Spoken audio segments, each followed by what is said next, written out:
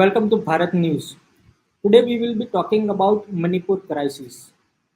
Manipur, the northeastern state of India, has seen a tense violence since past 70 days and is still continuing. Yes, of course, the tension has been released to somewhat extent now, but still the region is facing a very high tension. Why this Manipur crisis has happened? How? And what will be the solution to it? To discuss this, we have with us one of the most decorated officers of the Indian Army, Lieutenant General Shokin Chauhan. Honorable Shokin Chauhan has worked in the northeastern region since 1988 as a young major and a company commander and has retired as a chairman of the ceasefire monitoring group from 2018 to 2020. Honorable Shokin Chauhan has majorly worked in Kashmir and the northeastern regions, and he is the main person who has worked on the ground to make the bonding between the tribes of the northeastern region and maintain the peace in the northeastern region. Let's bring Honorable Shokin Chauhan on the stage and let's discuss why this Manipur crisis has happened. Namaste, sir. Welcome to Bharat Media, Bharat News. Namaste, and thank you very much for calling me, Hriday. Sir, it's our honor that you have given us your precious time to discuss on the current ongoing situation of things. So, sir, Thank you very much. I am privileged to be called by you, and it's indeed an honor of mine that you have asked me to come to your show. Thank you very much. thank you, sir. So, sir, beginning that what the Manipur crisis is, we have seen in the news that it started on May 3, but we believe that there were many instances before. And also, Manipur has a long history. Manipur has seen a presidential rule several times. So, sir, before beginning that what the current situation is, can you explain us the brief history of the Manipur and the long going tension in the region? Sure, Hriday, I can do that. What is important to know is actually uh, you just spoke about it. Let me just elaborate further on it. Manipur is a state in the northeastern part of India. It borders it borders Myanmar on its east. So Manipur, north of Manipur is Nagaland, north of Nagaland is Arunachal, and east of Manipur is the is Myanmar and the Sagaing province. The Sagaing province and the Chin province actually border Manipur and Mizoram. So south of Manipur is Mizoram, north of Manipur is Nagaland, and west of Manipur is Assam. Why it is important that we understand this process is that we have to understand where the problems lie. By telling you that it is bordering Myanmar and the border is open, though of course policed by the Assam Rifles or controlled by the Assam Rifles, the border is about 1700 plus kilometers long. And there is another 156 kilometers which is undemarcated by Myanmar and India, because Myanmar doesn't want to demarcate it because they feel that it is that China will say something to them, because that is going near the tri-junction of India, China, and Myanmar. The provinces that are in Myanmar, basically the Sagaing province and the Chin province, the tribes that inhabited those areas are the Chins, or whom are also cousins of the Kuki tribes that we are talking about in Manipur, the Chinzo people. Yes. So Mizoram is also Chins, but there is no problem there because the Chins dominate there. 70-75% of the people in Mizoram are the Chins, and as a result of which they control the power, they control the political power, and they also keep peace within themselves. That means after the Mizo Accord of 1986, when the Indian Army got the Mizo National Front to sign a ceasefire and allowed Mr. Laldenga at that time to become the chief minister, from that time Mizoram has been a very peaceful state. But in Manipur, what is the problem? Yes. Manipur has a valley, the Imphal Valley, which is about 20 odd kilometers square. Now, in the Imphal Valley, the people in the Imphal Valley are mainly Meiteis. 80 to 85% of the people living in the Imphal Valley are Meitei people. And they have controlled the selling of land to a great extent and do not allow the selling of land at all in, in the Imphal Valley.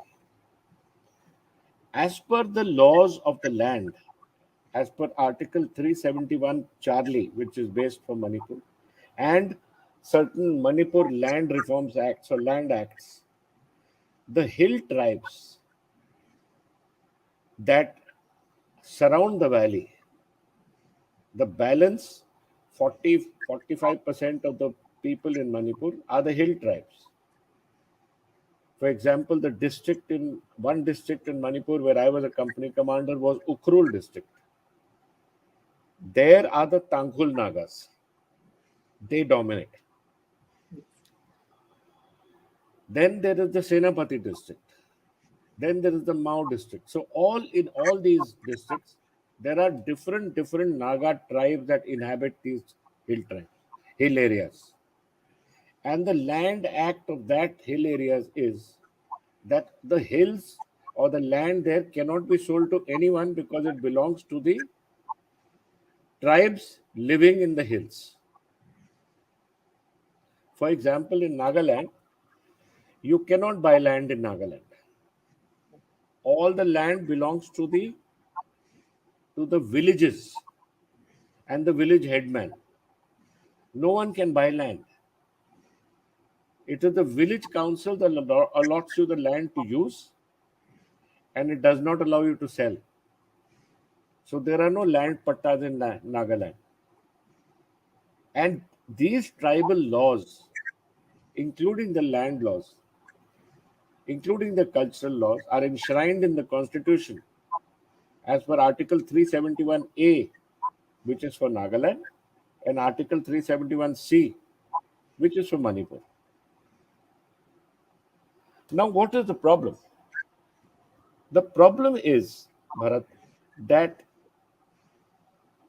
since 1947, when India became independent, and the division of India and Myanmar came about, there has been a division of certain tribes. I spoke of Mizoram, I told you about Nagaland, similarly about Manipur, similarly about Arunachal Pradesh. There are villages on this border, these four states, the Arunachal Pradesh, Nagaland, Manipur, Mizoram, which share this boundary with Myanmar. Villages along this border are divided by the land, by the line that goes to demarcate India and Myanmar. Have you understood? Yes. So villages have been divided. The Naga Okay. people or the Kuki people have all been divided by this line that divides the two countries. The second issue is that over the last 10 centuries, you've had a migration of people coming in from Southeast Asia and coming into these hills to settle down, as well as reverse wise. That means people have gone from this side to that side, people have come from this side to that, because there were no boundaries then, there were no borders. Later, the king of Manipur, probably in the 19th century, early 19th century, 1810, was taken over by the Burmese kingdom. And Manipur and parts of South Assam or Assam became a part of the kingdom of Burma. It is only after the British were called in and requested to push the Burmese kingdom back in what was the first Burmese War of 1812 to 1814, then 1835, and then finally 1875. Did the entire country of Burma also become a part of the British Empire, where once again there were no boundaries? Because whether it was Burma or whether it was Manipur or whether it was Arunachal, they were all a part of the larger Burmese Empire. So people have moved up and down, and therefore this division of tribes has taken place. But what is important to know that along the Indo-Myanmar border, that means the Indo-Burma border, along a 16-kilometer stretch on both sides, recognizing that there are tribal people on both sides whose kith and kin are on both sides, we have what is known as a free move regime. This is unique to India and Burma. That means people in the 16-kilometer belt on either side can cross over without a visa. It is open, and they can carry headloads for trade as they used to. The idea was not to let the people of these communities be divided completely.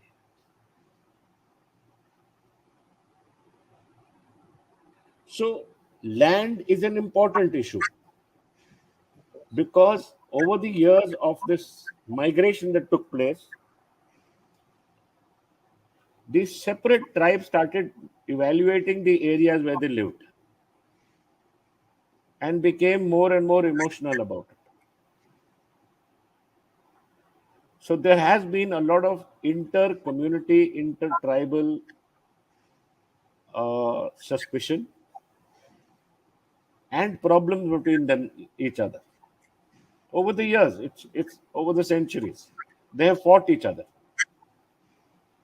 The Kookies have also fought the British in the Anglo-Kookie wars because they didn't want to join. So this problem is not today.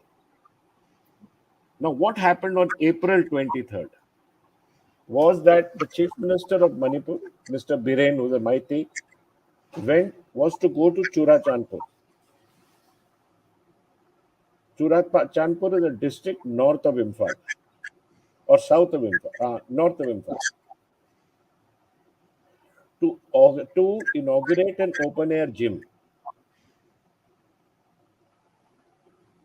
But there was an all tribal students union march people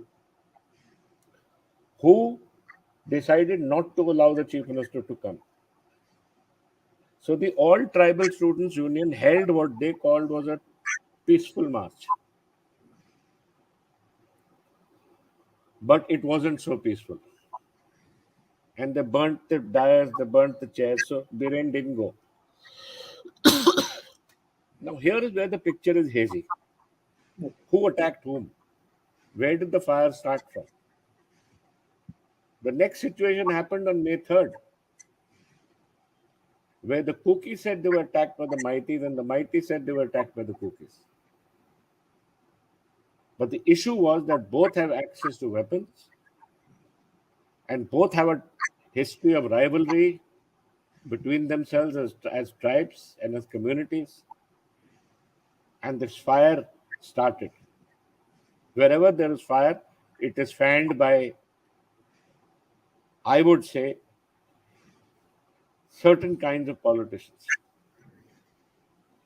certain kinds of inimical elements, people who take advantage. And once this fire started, and because the border is open, because there is a lot of illegal smuggling of arms, the Kuki community and the Maiti community have access to a large number of weapons. Almost 500 plus weapons have been stolen from the armories of the Manipur Rifles and the Manipur Police. And out of that, I think 100 plus weapons have been returned, otherwise, the rest remain with them. So, arms, ammunition, everything is a part of the story now. And these arms are not old weapons, these are AK 47s, modern weapons, and modern firepower available with them. So nobody knows. The cookies of the All Tribal Students Association says that it was a peaceful march, but it turned not so peaceful.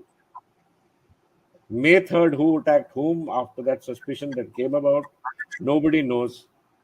There has to be a judicial commission which will sit down and decide. But the end point was that they started attacking each other. Sir, So that's what when was this? violence started. Yeah. So, what was this protest about? So, there are many propagandas surrounding this peaceful march that they have started. But the first major propaganda, which everyone believe that it is the major cause or the root cause for the current crisis, is that the scheduled tribe status, which the Metis community is demanding. Sir, what is this status about, and what are the benefits the Metis community will get? And the cookies did not like it about it, and they started this march. Sir, can you explain us the scenario behind it? I, what people do is they make one narrative to be larger than the others. Yes. The issue is that there is a scheduled tribe status and a scheduled caste status. These are northeastern states. Everyone living there, less the Maitis, because the Maitis themselves refused in 1947. They said they were not scheduled tribes. Why was the status of scheduled tribes given in 1947? Because these communities and these tribes were actually very, very poorly off. They had no access to education, had no access to education, to jobs, to any kind of employment. That was the basis of this reservation, to allow the fragile communities in our country to be given an opportunity to join the economic frame of our country. Am I right? Yes. That was the basis that the whole issue of reservation came. 75 years from then, we've still not been able to manage the reservation, because from a reservation for education, reservation for employment, it became something larger. And today, being a scheduled tribe or a scheduled caste has become a status symbol. Whereas in 1947, it wasn't that. So when the Maiti community is reported to have said that we don't want this scheduled tribe status because we are not scheduled tribes, we are better off, we are better educated, right? And we control the valley. So that is the reason they didn't take it. Their founding fathers didn't take it. When Raja Bhuttachandra Singh abrogated his kingdom and abrogated it to the Republic of India, they didn't ask for this. There is no historical evidence that the Maitis asked for the scheduled tribe or scheduled caste status then. Today, they feel that they have been wronged. But let's go back to what the situation is. Over the last 75 years, who has held the political power in the state? Because the Maitis are more populous, have greater population. The political power in Manipur has always been with the Maitis. They have always been the political leaders. Even today, out of 40 MLAs, I think 31 are Maitis, Yes. right? So they control the political power. They control all access to education, all colleges, all hospitals, all government institutions, the airport, all are in the valley of Imphal, and they control the land in Imphal. To say that they are being wronged would be an incorrect statement. The violence that started, if the Kukis and other tribal communities have started this violence, they are wrong. Violence should never have been started. But as one senior police officer told me once, he said, General Saab, if there is any riot that lasts more than 24 hours, it is a sponsored riot by the government. Yes.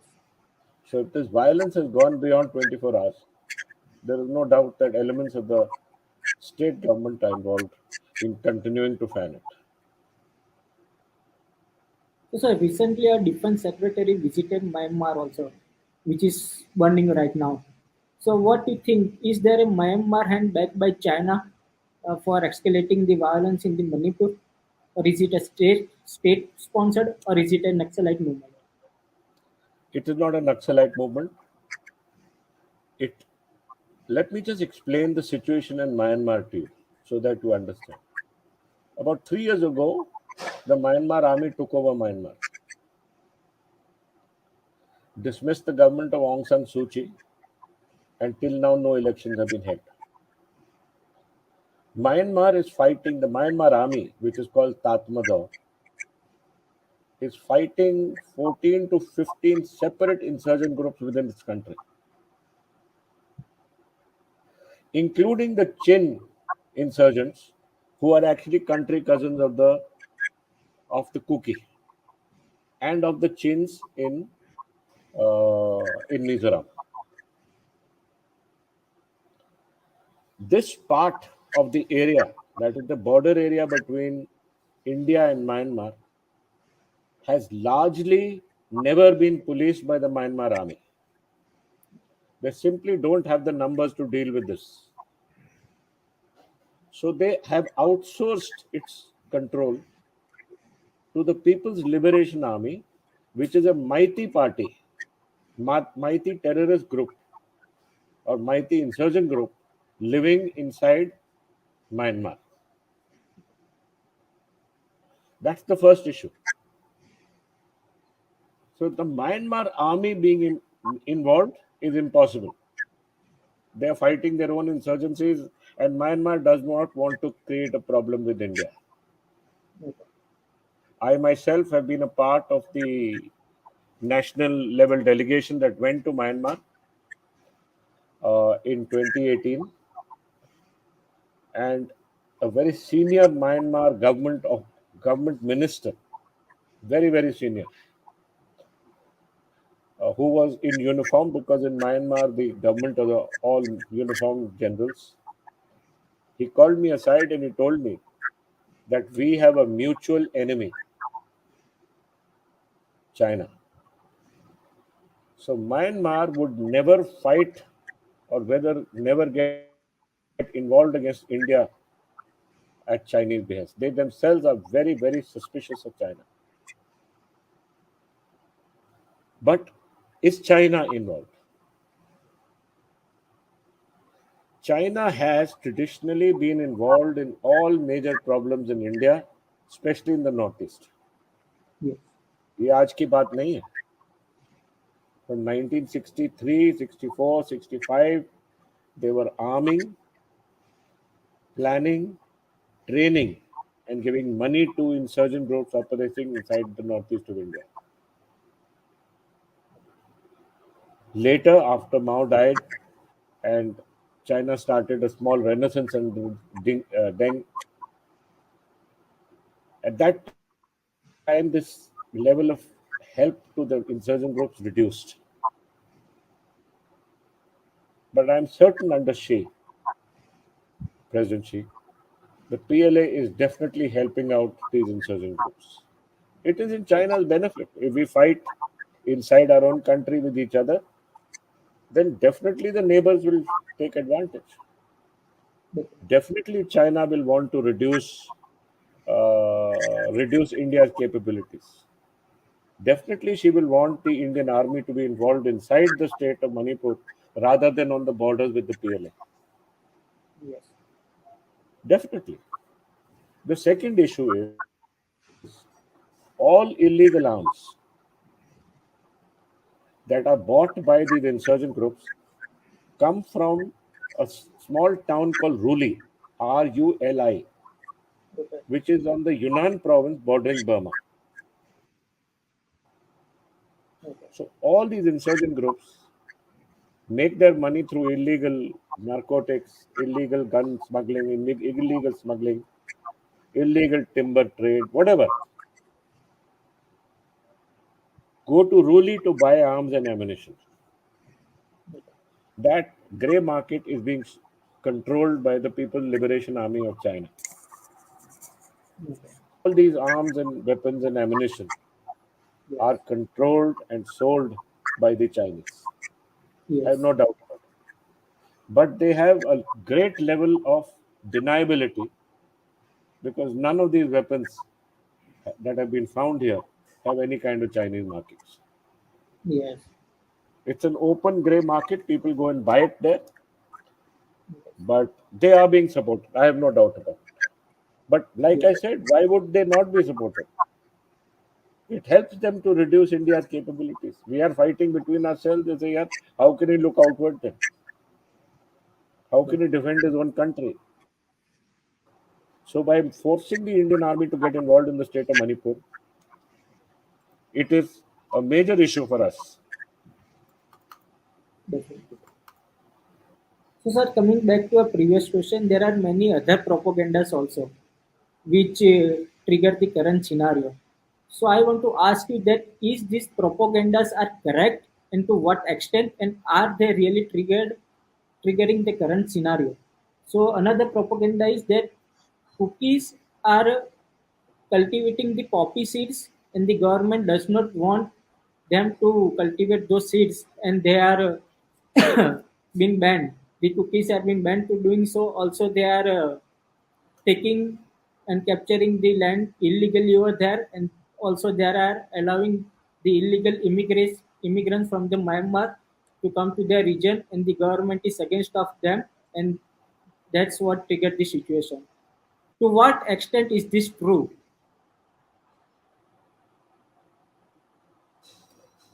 Okay, I told you about illegal narcotics trade that is taking place. Not just narcotics, illegal smuggling of everything takes place along the Indo-Myanmar border. One, because we have a free move regime. Two, because the terrain is very difficult. Nobody can stop them.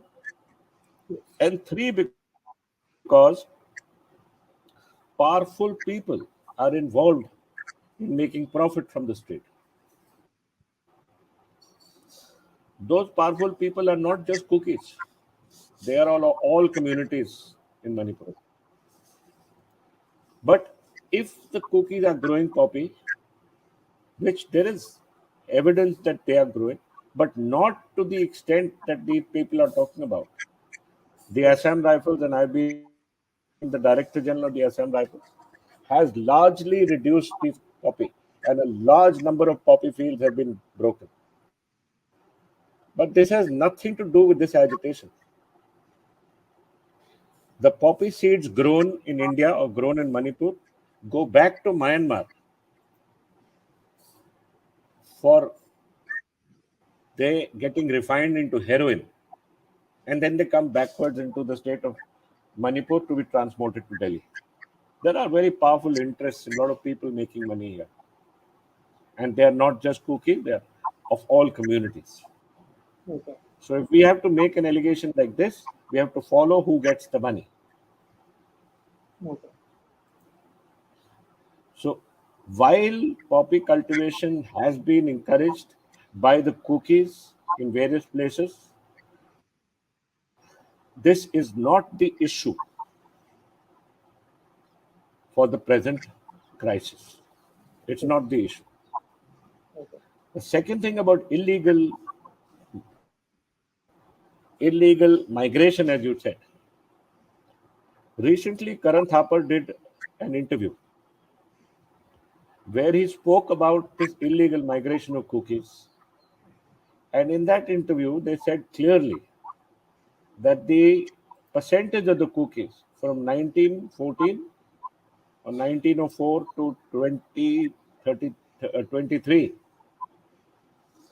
has only increased by 1%. Okay. So if it has only increased by 1%, which is fair, then I don't think it is an issue of illegal migration. And how can there be illegal migration when our police forces are supposed to be checking this at all times.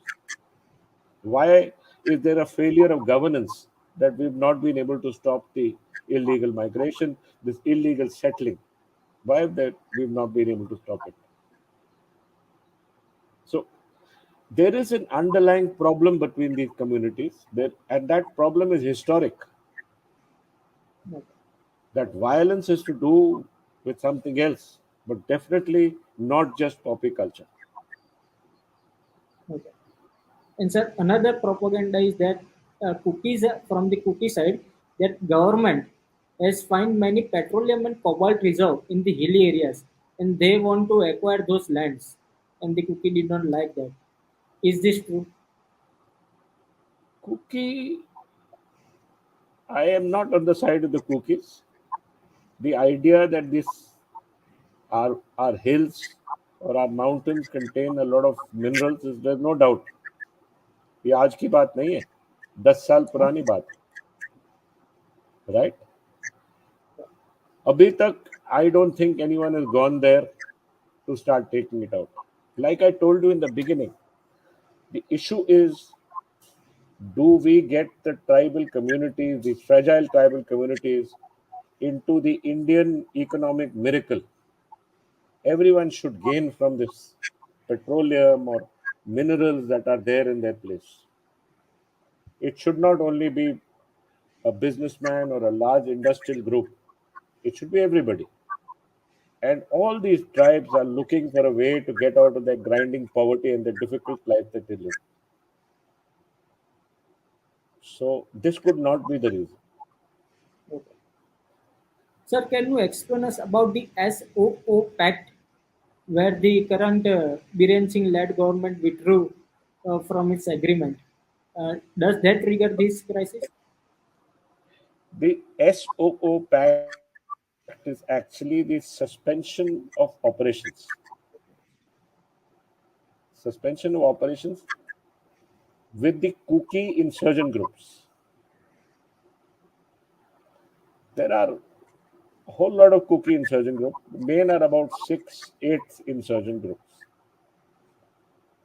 And we have an SOO pact or an SSO pact with all of them. Now, this SOO pact is not signed by Biren Singh.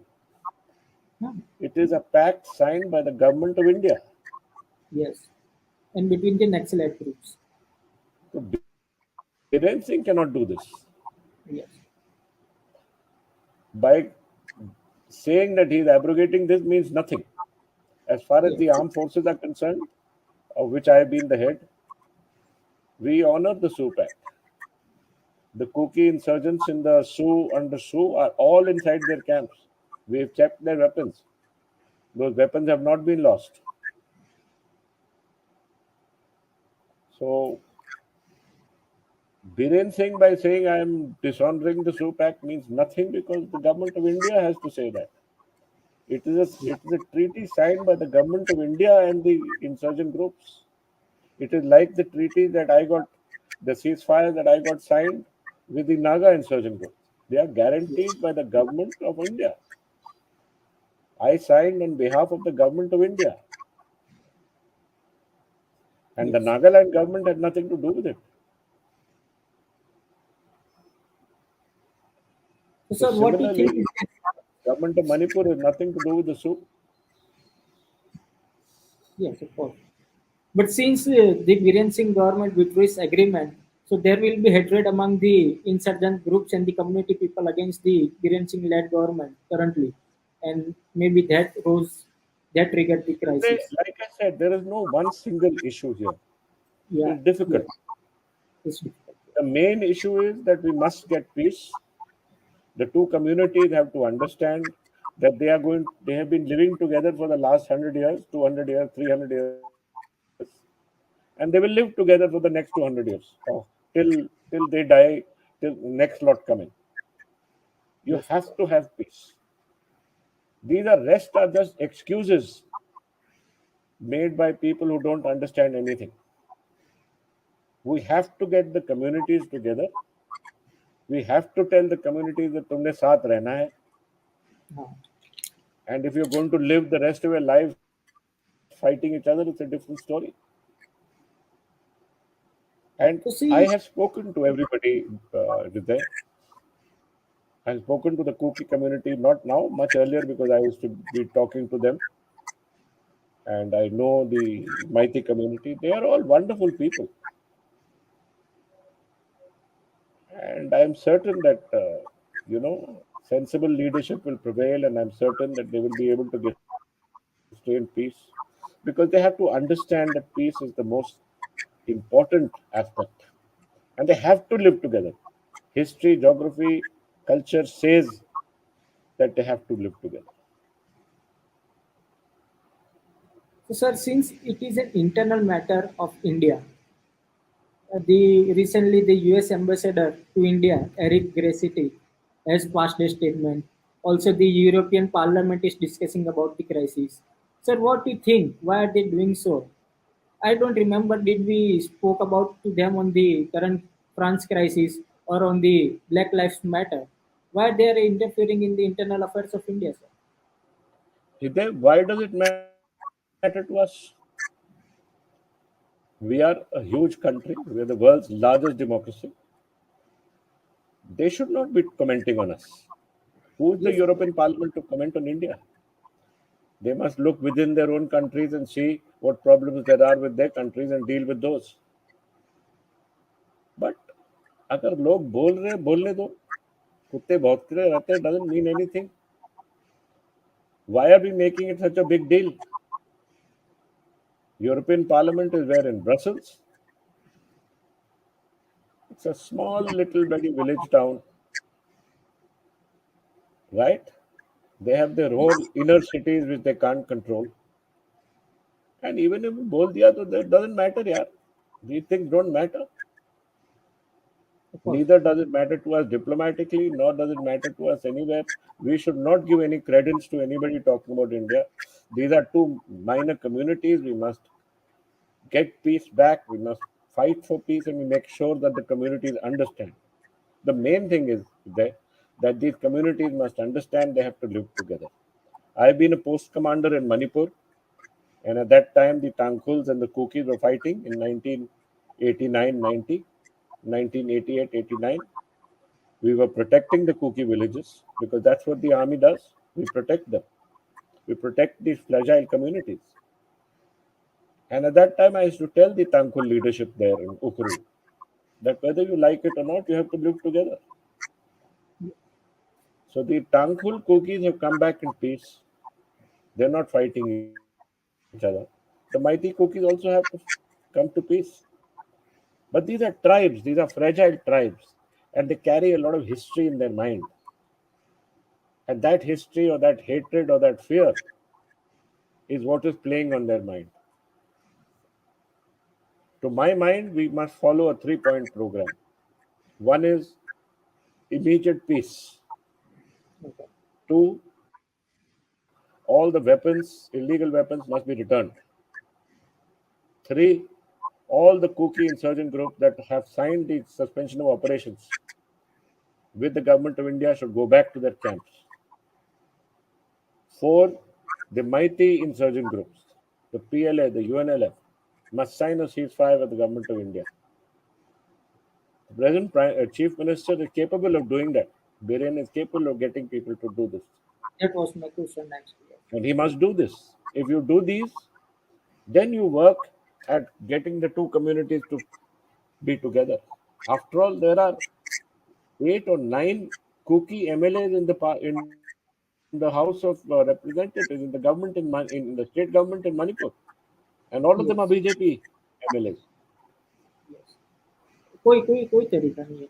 Only peace You can have resolve that. Yeah, you have to sit on the table, talk, and that's mutual understanding only can resolve the situation. Definitely, I agree with you, sir.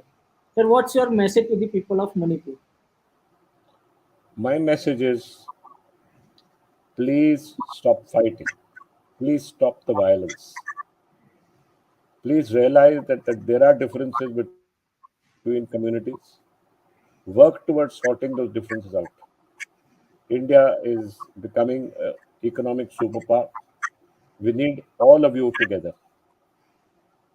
We need you to join in the Indian miracle Okay. and not be left in the wayside. India will go forward Definitely. if you join us and join the Indian miracle. You too will become well. There is so much of the world outside. There are so talented people.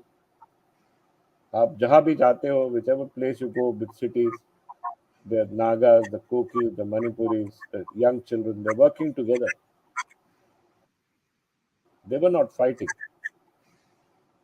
Fighting is in their hometown, and that makes me feel very sorry because these are such beautiful places. I've spent so much of my time there. These are such Yeah. beautiful places. Thank you for your time, sir, today. We really Thank learned you. a lot from you and hopefully Thank peace prevails soon. Thank you, Jai thank Hind, you. Vande Mataram.